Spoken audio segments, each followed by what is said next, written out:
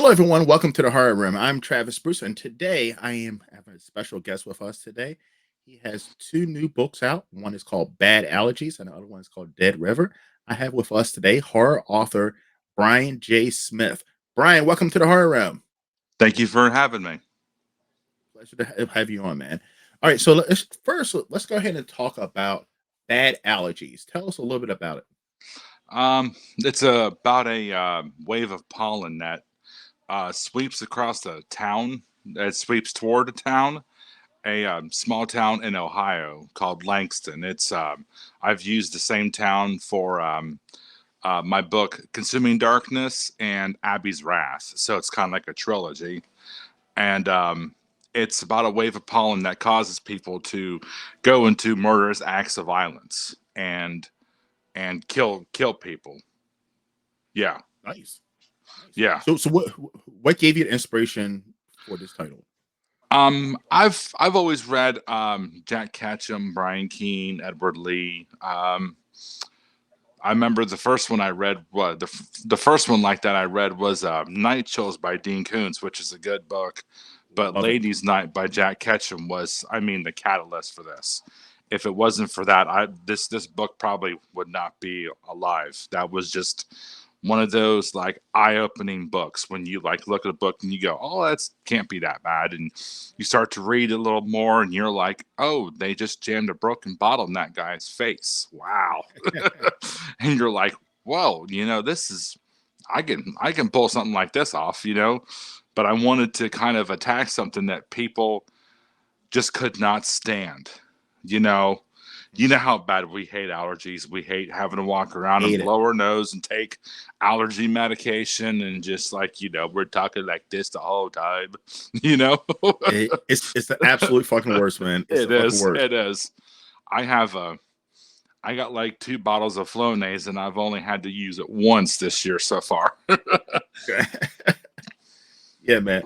But I mean, it's a definitely a scenario that, like you said, most people understand, and to have it to that extreme Yeah. is absolutely terrifying. Yeah. Now, when you were thinking of the idea, how long did it take from brainstorming to the actual getting publicated? Did it take? Well, it took me about, I want to say it took me from the third week of January to the 3rd of February to write it. It came out to about 85 pages, about 44,000 words. And I'd submitted this to, who was that place? I want to say Darklit. I forgot who it was. I submitted it to them first and they didn't want it. So I'm like, I've heard of this Evil Cookie publishing place. They seem to publish that kind of, splatterpunk, gore, So I was like, I'll send it to them, and if not, I'll just kind of keep it back. Maybe I'll send it to Tor Nightfire when they open up for submissions.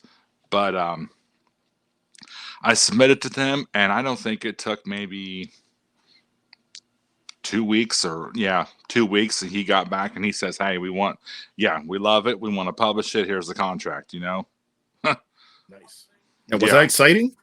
Yes, it was. Yes, it was. It was exciting. It was something like, wow, it took one, we all have that, period where we get a rejection where something just doesn't quite fit in, but yet you still submit it because you're like, yeah, maybe I'll just throw it at them. And if they say no, I can at least have that reassurance that somebody read it, they liked it, but didn't love it. So Yes. I just kind of sent it off to Evil Cookie, like, here's this, here's what it's about, and it didn't take him long to get back to me. And K Trap has been such patient because we recently just got the audiobook out last month, and it Nice. took us like, I think that at first we went through three narrators, we picked one, and it wasn't done, and then the lovely Cassandra Arnold decided to chime in and say, "Hey, I'll do it," and it didn't take her long to do it. She, I mean, like that, done. Ran right through.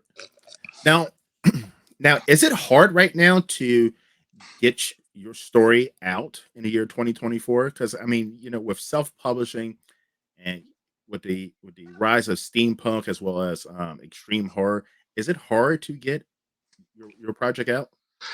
It it can, because I mean, there's I think there's like different levels of splatterpunk. There's people that like go, we don't want you to cross this line, and then there's some people that go, we want you to cross every line.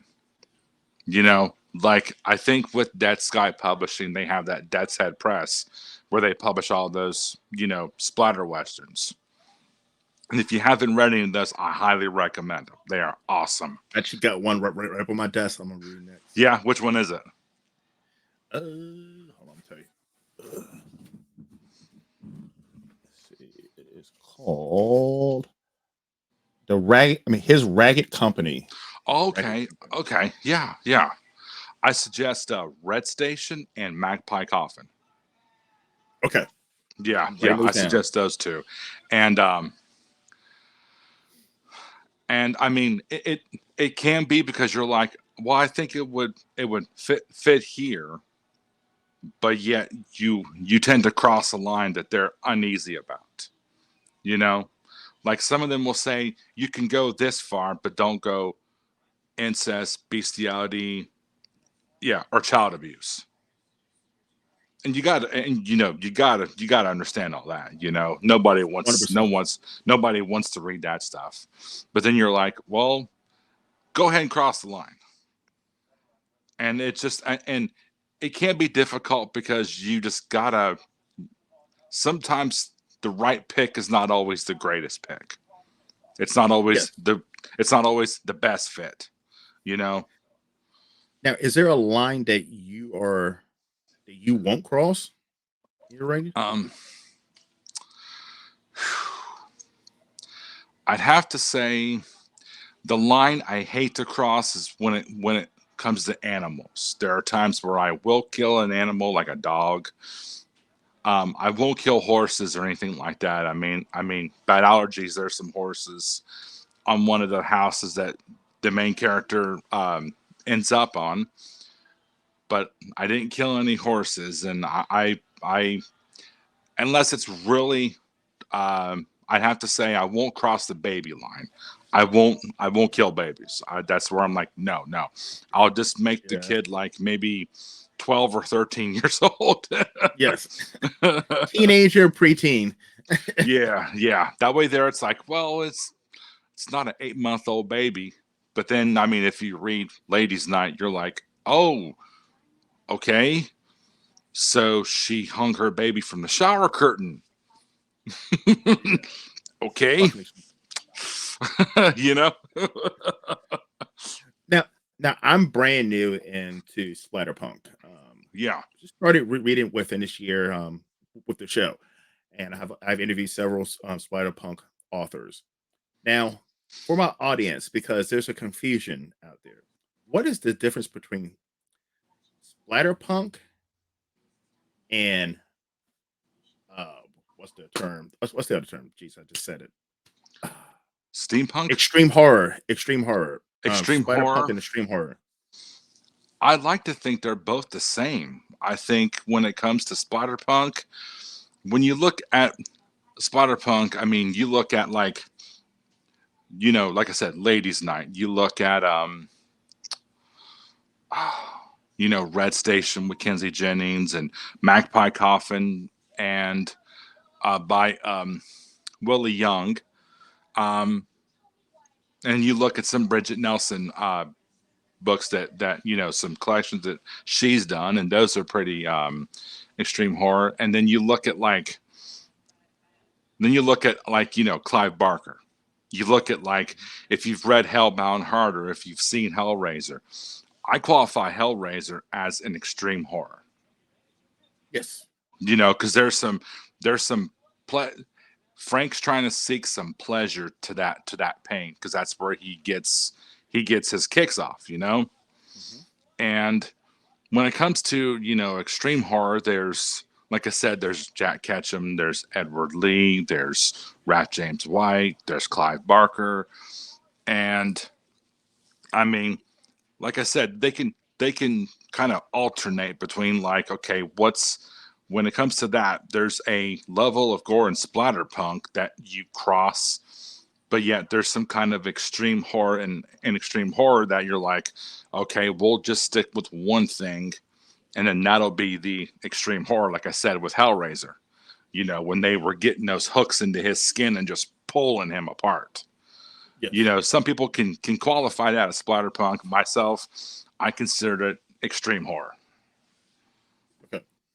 Yeah, because I never because I actually did a round table, and it was with a splatter punk group. I don't know if you were in that group, but I did a round table, and we were trying to define what is splatter punk, Yeah, and I think I was yes, present for that. Yeah.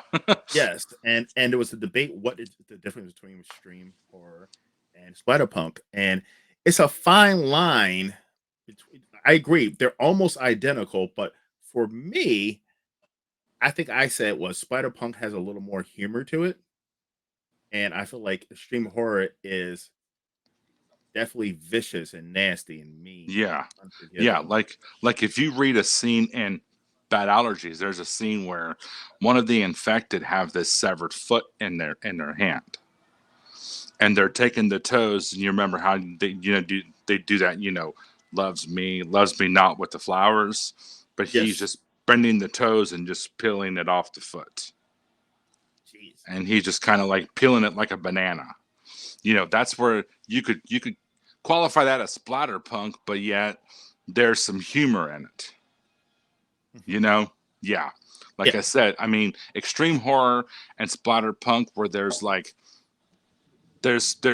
certain lines that you cross that make them both identical, really. correct. But to the average reader out there, they don't know the difference, and it's hard to explain the difference because, like you said, it's almost they go down the same line for a little bit and then they veer off at the very end. Yeah, So yeah, it's hard to differentiate the two. yeah, yeah. All right, and then you also have another book that actually just came out in April of last year, and it's called Dead River. Yeah, yeah. Came out Tell us a little bit July. about July. It Yeah, I'm sorry about that. Okay. I forgot what month it came out too. I was like, I better look this up Yeah. before I yeah. Um it's a zombie apocalypse novel. I've always wanted to do zombie apocalypse. I grew up watching all the Romero movies. I didn't get to watch them till I was 15 because I grew up in the 80s. I grew up around the slasher group when Freddy Did and too. Jason and all them were like, popping out of, and they were like making slashers out of any and every holiday and every day on the calendar, and we could watch Freddy and Jason, but for some reason mom was like, you can't watch Day of the Dead. I'm Really? like, but you'll let me watch this, but you won't let me watch that. And my brothers pointed at the original Texas Chainsaw Massacre, Mhm. and I'm pointing at Day of the Dead because I like the cover of it. And I didn't get to watch any of those. I think until I was like 15, and I had to catch it on TV. I had to catch it on TCM when they had like that TCM Underground, Yes. and Rob Zombie was hosting it. I got to watch the original Night of the Living Dead and the original The Crazies. Nice. Yeah, and I think I was up from like 9. Naturally, that started at like 11 in the morning. I don't think I went to bed till like 4:15. I was up all night long, and it's a zombie apocalypse. It's about a guy he's carrying a tremendous guilt on his shoulders, and he drives a boat, and he drives a pontoon boat. He named it after his dead wife, and he's trying to get out of Ohio. He's trying to find a way out of Ohio. And in the midst of trying to find something to eat, he stumbles upon these 3 teenagers. It's a big sister, a little brother, and a baby, like an 8-month-old baby. They ask him, like, hey, can you get us to a safe zone in Texas? If you get us there, you can have anything you want. You can have any supplies you need. You can stay with us there. And he starts to go ahead and take the advantage because he's like, this will finally be my way out of here. And I'll do this for them and make up for this tremendous guilt that's on my shoulders. And these three guys rob him. They rip his spark plug out of his boat and they leave him stranded. So now he has to go through this zombie infested city with these three kids and try to get this spark plug and get back to the boat in one piece so that they can get out of there and go to Texas. And in the process of doing that, all hell breaks loose. They end up meeting with three other people shut inside of a frat house. And of course, they go off and tag along. And it just becomes one desperate journey to get across the city. You got zombies on one side, and then you have a street gang on the other that are shooting at them, trying to shoot them for some reason. And it's just one mess after another, one mess after another. And I love a good zombie movie, Oh yeah, book, any of that. See, I grew up watching zombie movies like The Night of the Living Dead, Return of the Living Dead, oh yeah, Dawn of the Dead. I grew up, and my parents were the same way. They went to the video store. They never rented zombie movies, but where I grew up, every Saturday after the Saturday morning cartoons, they would have on regular TV when they had like four channels, and they would have an action movie first. They would play an random action movie every Saturday, and that's where I fell yeah. in love with John Claude Van Damme movies. Oh yeah, I Then love his movies. huge Van Damme fan. Oh And yeah, then right afterwards, they would show two horror movies back to back, and wow, they would show Night of the Living Dead, Dawn of the Dead, Return of the Living Dead, and yeah, that's when like my younger sister and I we fell in love with zombies. wow. Because see, when I was a baby, when my mom was pregnant for me, the day before she gave birth to me, there was a local drive-in down here that was showing a double feature of the original Night of the Living Dead and Dawn of the Dead. Wow! And did she go? My parents went. They went in my dad's pickup truck. They watched it. Very next day, took my brother to the Hocking County Fair. She was walking alongside the I think it was the ponies. They have that big pen where the ponies walk around in circles and you can follow along with them. Yeah, she did too much moving and boom, yeah, I'm ready to come out. So she was like, I think we should not have went to go see those, because she used to read my stuff, and she would go off and she would get angry when I didn't get paid or I didn't get a copy of the anthology. She would always get mad, you ought to get something because you worked on this. But they used to look, my parents used to look at me and go, we shouldn't have went to go see those two zombie movies when she was pregnant for you.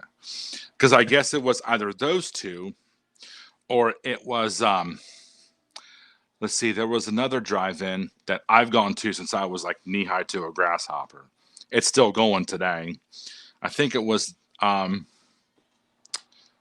cartoon, because they always show a cartoon and then an adult movie. So it was a cartoon and The Shining. So they had either the cartoon and The Shining or the two Dead movies. Because we actually have a drive-in. It's probably like 15, 20 minutes away from me. Yeah. And they show three movies, and one is a family movie, and then there's two adult movies. They used to have one outside of Athens that was double screen. Where really? You parked on this side and you got to see two movies, or you got to park on this side and you got to see two movies. Oh, nice. Yeah, nice. I was like, I'd just be sitting in a swivel chair or something like that, going from moving from one movie to another. 'Cause I wonder if people ever wanted to see, like, the first movie on one side and then to see the second movie on the other side, were you It's able to like, drive back and forth or yeah, I was like, let me guess. Somebody tried to put two cars together and drive at the same time Yep, and then look out the same window. yep, exactly. But Alright. drive-ins were like most of my adult life. I mean, my childhood life. I remember seeing Ghostbusters when it first came out at the drive-in. Oh, And that was nice. something because there was I mean, you could tell people were like clapping and cheering on. Mhm. Anybody who's seen the original Ghostbusters, they know how good that movie is. Amazing, amazing. Because during COVID, all the movie theaters were, of course, closed, but the drive-in I'm telling you about was open. It was the only one that was open and was still showing newer movies, and I went, like, 2 or 3 times during COVID, Yeah. and I was a huge Bill and Ted fan growing up. Oh yeah, I love Um, those movies. yes, and then they released Bill and Ted 3, which probably most people don't even know about it, but it was released during COVID, and it was one of the movies they were about to scrap for Yeah. COVID, but they released it, and the drive-in was showing it, and I went to see it, and it just brought back all the childhood memories. I'm just Yeah. sad that it didn't get as much of attention because of COVID. I don't Yeah. think most people have seen it. Yeah. Like that second one with William Sadler's death was just classic. Yes, yes. I- I love those movies growing up. I watch them over. I still love them as an adult, and I mean, the third one was a yeah. nice ending. It was a nice ending. Yeah. I always liked the Gremlins movies. Oh, the Grims were fun too. Yeah, They're making a because that third one, I because heard. they are there's like so many like because I guess Christopher Columbus he wrote the screenplay when he was living in his mom's house and he heard rats scuttling in between the walls of his bedroom. Mm, And I guess it was really darker than what we saw. mhm, Like the scene where the dog's hanging by the Christmas lights, mhm. but they're able to untangle it. Yeah, no, no, the dog was gonna die, Wow. and the mom was supposed to have her head chopped off So why did he tone it back? because Spielberg bought it, and he's like, "Well, look, we're gonna turn this into a kids movie, into a family movie. Mhm. We can't have the dog be hung by Christmas lights, and we can't have the mom die." I'm like, That's a family. damn. I did not know that about Gremlins because as a kid, I used to Yeah, love Gremlins and Gremlins 2, the new batch. I yeah. used to love those movies. My brother's dog, my his smallest dog, his name's Gizmo. We called him that Nice. because he was on the table during the second one. We were watching the second one, and Mhm. the scene where Clamp's trying to get a hold of his secretary, and that one turns around and goes, "Coffee," and throws the coffee pot at him. He knocked over a cup of coffee on the table. So we're like, "Yep, his name's Gizmo." I I didn't know the I name of actually that actually that gremlin at the time. actually just got a Gizmo T-shirt for Christmas that you'll be seeing in one of my Oh, future interviews soon. oh, So, awesome, but yeah, I'm a awesome. huge Gremlins Because fan. I remember when that thing sold a lot of merchandise. It did, and the Oh my video games god. alone too. The I remember a kid coming like soon as like a week after the movie came out. There were kids saying they went and saw it 5 and 6 times. And there was this one kid that just had it all over him. Hat, book bag, t-shirt, shoes, lunchbox. And I'm going, my God, he's like, I've seen it like 9 times. I can tell. Gremlins Gremlins was huge. That's why I'm, like, shocked that it's taking so long for them to come out with a third one because, I mean, Because Gremlins that definitely had a cult following. yeah, because they're gonna get because I guess Chris Columbus is gonna get to write it and direct it, but he's Okay, telling good. anybody who picks it up, we're doing this my way. So it's not going to be family oriented. It's going to be a little more darker, and it's going to have a lot more, not so much gore, but it's going to be more like He didn't say if he was going to keep it around Christmas, Mhm. because technically, I guess when they did the second one, um, they were supposed to have it take place on Halloween. Really? Okay. Yeah, which was I was like, well, that'd be cool. I mean, you have the whole Yeah. Halloween aesthetic, and then you got these, gremlins coming in, and they're just, yeah. So that would have given it a nice, Halloween.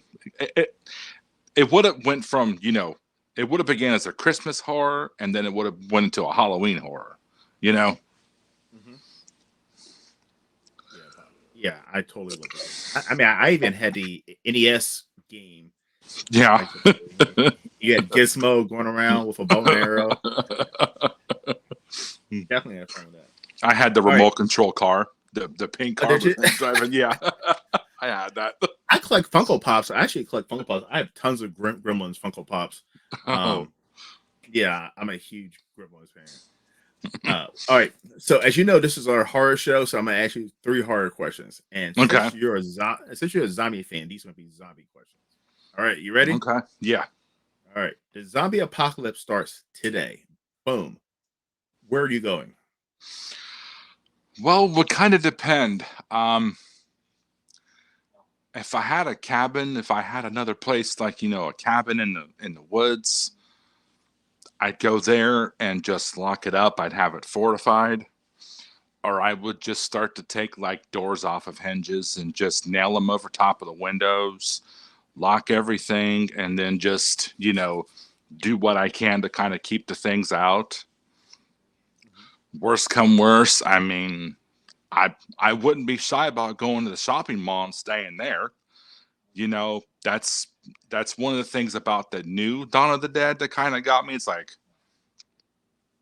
you have all that food, Mhm. you have all that stuff. And Why there's not would that you? many windows. There's not that Yeah, many windows. I Also. mean, if you watch the original one where they parked the trucks in front of the windows Hmm. to keep them from like getting in, Hmm. but that 2004 edition, they still could have done the same thing and they still could have stayed there, you know? Yeah. And, I understand, like, hey, we've only got so much, ammo, we've only got so much food. I mean, to me, I mean, I would stay home and fortify my place, but I wouldn't be shy about going to a shopping mall, Okay. you know? For me, I've said this before. I have a friend who has one of those survival bunkers. Mm. I'm totally killing him and his wife and taking over the bunker. Now, see, I wish because somebody had asked me a question like, what would you do if the purge ever happened? Oh, who would you kill? Okay, look, that's the second question. The purge has I don't. happened. Who is the number one person on your kill list? I don't think I'd kill anybody. I don't think I'd kill anybody, but I Can't would hear you, have it bud. to where like I wouldn't kill anybody, you know? I can hear you now. Okay, good.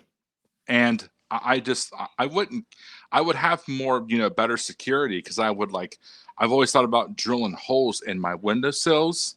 And those little like steel doors that come down to cover up pawn shops or coffee shops. I'd have those Mhm. big metal doors come down and just kind of hook onto a like a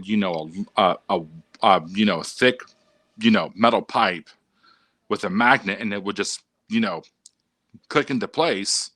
Nothing would get inside, nothing would get out. I mean, it's yeah. And I would just say, hey, keep yourself busy. you know I mean, just, and worst come worst, I'd have a panic room with a bunch of cots, a television, DVDs, bookshelf, something that would just help you kind of sit the time out. Just kind of like keep yourself focused. Don't worry about what's going on out there. Yeah. You wouldn't go on like vacation to another country during that time of year, or What's that? I said you wouldn't go on a vacation that time of year. Like that's Well, what I would do if I knew that if the purge was going to be on this one. I think I would go over to Canada or to the islands or go on a cruise. if I had a boat, I would just, yeah, I would just sail over to the middle of the ocean and just drop anchor. And just let it blow over. Just sit there. I've got all night, guys. Get this over with. I can dock. I can get back to my house. See, I would not partake into the purge. I'm being dead serious. I don't think I would, but I'm 99.9% sure I would not partake into the purge. I would not. I I feel mean, yeah, I feel like I might. By doing that, I'm putting my own life in yeah. jeopardy as well. But would you let somebody in who was hurt though? Fuck no, no. Yeah, I'm not yeah. letting no I'm one to sorry. hurt in period. I'm not. Yeah, I'm not letting anybody. Listen, a woman could be knocking on my door right now, screaming, crying, said, "Oh my god, somebody's chasing me with a chainsaw." I'm not opening the door. yeah. I'm sorry. I mean, I'll, that that first purge. I'm sorry. I'd have busted my kid's ass. I'm sorry. I'm not. I'm not. One for abusing kids. I'm more along lines of I have a there's a certain tone to my voice where my niece and nephew know that I mean serious. But sorry, you put our lives in danger. yes. Yeah, you're trouble. You're grounded until I say you're not grounded. Yeah. I am definitely putting my foot up that kid's ass because yes. It's like we got rules. Keep everybody out. We stay in. We're safe. Mhm. Yeah, Exactly. I mean, I have the rule too. It's my own little personal rule. I just don't open the doors for strangers.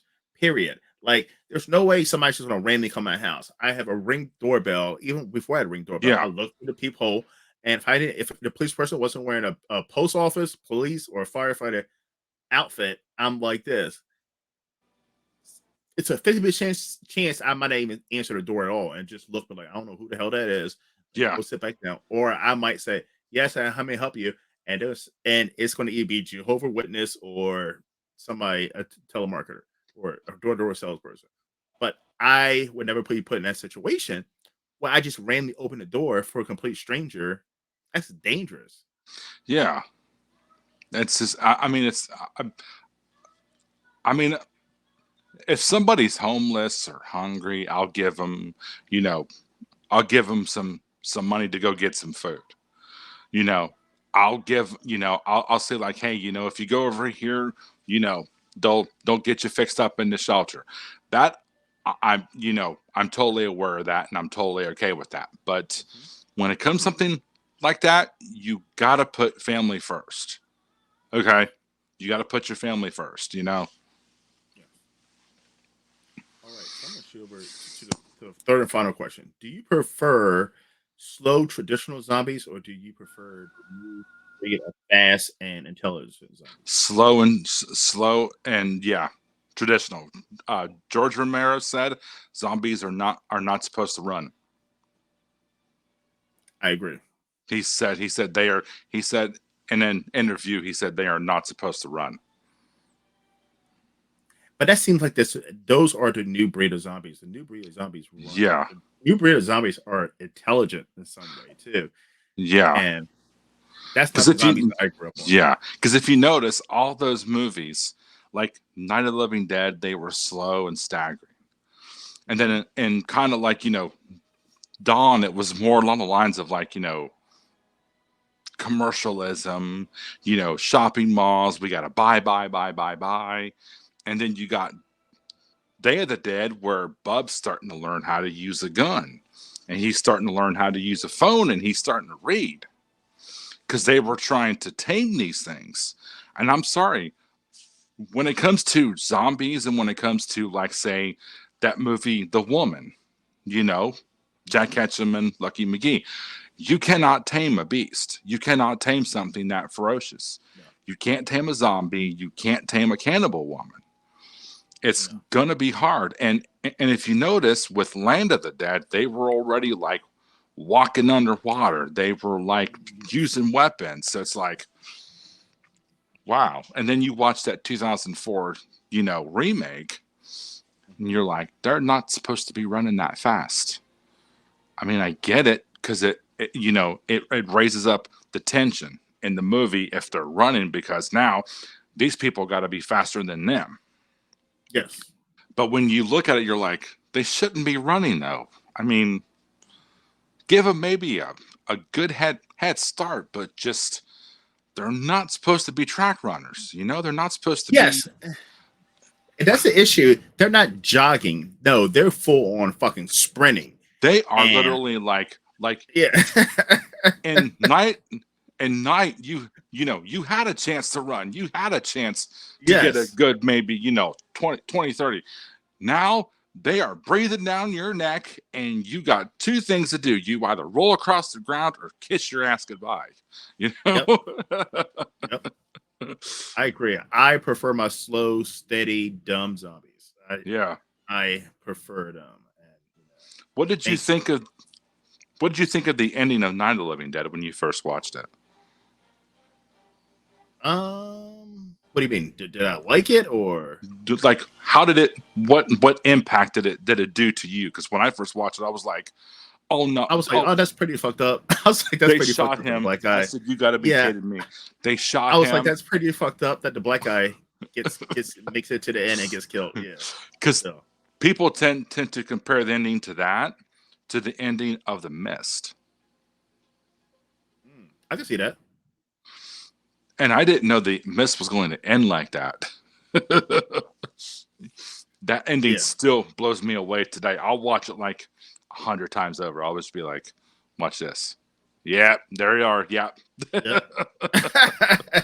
The instant remorse. But yeah, I Yeah. mean, I remember the first time I watched the original Night of the Living Dead, I was like, oh, that sucks. Like I was like, oh, he made it because it was the first time for me. So I didn't see the original one. Of course, I didn't see it when it first came out. Yeah. But the first time to ever see a African American character make it to the end in a horror movie, it really was. And I was Yeah. like, wow, the black guy actually made it because normally the black guy is dead in the first 2 seconds in the horror, and he's the first one to go. So I was like, wow, like I remember watching that and Dawn of the Dead years Yeah. after they came out. Wow, like, but the Night Living, it was the first one. I was like, wow, the black Yeah. guy actually made it. Oh no, he just got shot in the fucking head. Yeah. And then you watch the original Dawn of the Dead and you got Ken Foree playing a badass, Yes. Yes. So he's like, I'm gonna be the black guy in this, but you know what? I'm kicking ass. I'm not dying. I'm getting in the helicopter with her. And what got me about that was like it's a great movie. It's a wonderful movie. The original Dawn of the Dead.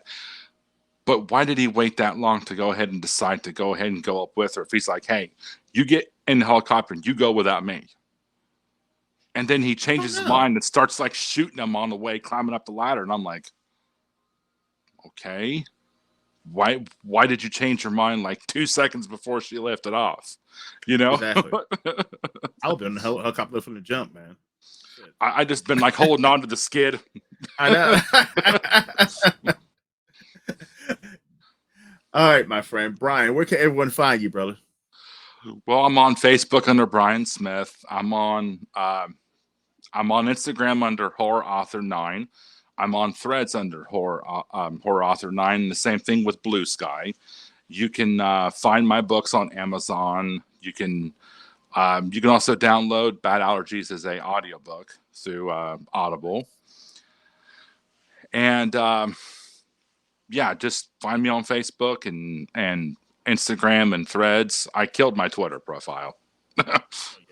Most people did. Yeah. But if you go down into the description, everybody, his author bio, you can find all his books on Amazon. It's going to be down there for you to click. So you can just click on it, and all of his books are up on Amazon.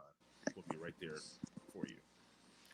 Brian, it's been an absolute pleasure, my friend. You're more than welcome to come on anytime. Thank you for having me on. Just let me know, and I'll come back on whenever. Yeah. Yes.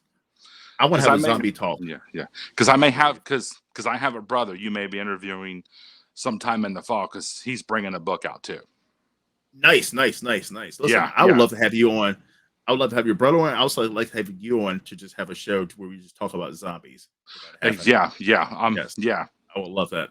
Yeah, Uh, I'm ready, man. More than welcome, man. All Okay. right, everyone. Well, thank you for coming to the Horror Room. I'm Travis Bruce. I'll see you guys next time. Take care. Boom. Good job, man. Okay, thank you for having me No problem. on the show. It's been a blast. Yeah, man. It was a blast, man. Yeah. This will be up. I think this will be up